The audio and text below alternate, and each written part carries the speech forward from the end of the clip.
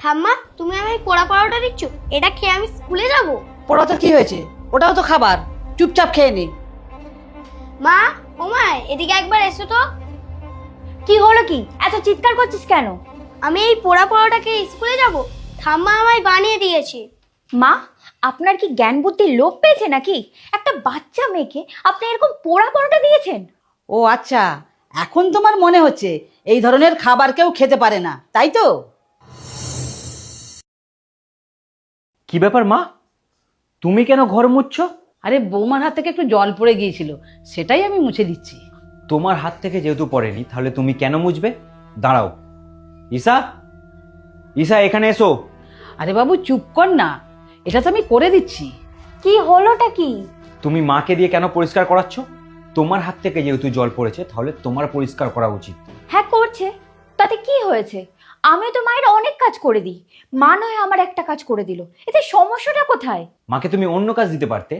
এইভাবে নিচু হয়ে ঘর মুছতে মায়ের কোমরে লাগবে, আর মায়ের কোমরে সমস্যা, সেটা তুমি অনেক আগে থেকেই জানো। এই শোনো, কাজ করলে না সবারই কষ্ট হয়, সেটা তোমার মায়ের হোক কিংবা আমার।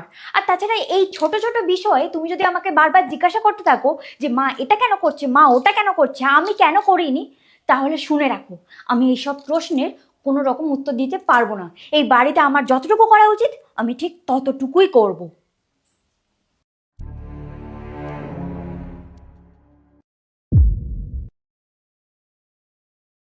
তুমি মাকে পোড়া পরোটা দিচ্ছ কেন? তো কি হয়েছে? মা তো এর আগেও পোড়া রুটি পোড়া পরোটা খেয়েছেন। মা, আপনি এই পোড়া পরোটাটা খেয়ে নিতে পারবেন তো? হ্যাঁ বৌমা, আমি খেয়ে নেবো। মা, তুমি ওটা আমাকে দাও, ওটা আমি খেয়ে নেবো, আর তুমি আমার খাবারটা খাও। এক মিনিট, মা তো বললো এই পরোটাটা উনি খেয়ে নিতে পারবেন, তাহলে আচ্ছা মা, আপনার এতে কোনো সমস্যা আছে? আপনি এটা খেয়ে নিতে পারবেন তো? না না, বললাম তো আমি খেয়ে নিচ্ছি। আর বাবু তুই খেয়ে নে, আমার কোনো অসুবিধা হবে না। যখন মায়ের কোনো সমস্যা নেই, তাহলে তোমার কেন এত অসুবিধা হচ্ছে?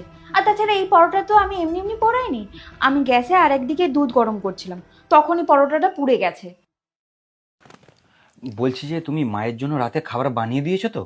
খাবার? খাবার কেন আবার বানাতে যাব? দুপুরের খাবার তো রয়েছে, ওটাই গরম করে খেয়ে নেবেন। ও আচ্ছা, মা তাহলে দুপুরের খাবার গরম করে খাবে? আরে মা যদি দুপুরের খাবার গরম করে খায়, মায়ের তো শরীর খারাপ করবে। তুমি এক কাজ করো, যাও গিয়ে মায়ের জন্য কিছু খাবার বানিয়ে দাও। দুপুরের খাবার তো কি হয়েছে, ওগুলো কি ফেলে দেবো আমি নাকি? আর তাছাড়া আমার না এগুলো একদম ভালো লাগছে না। তুমি আমাকে সব ব্যাপারে কিছু না কিছু নিয়ে আমাকে দোষারোপ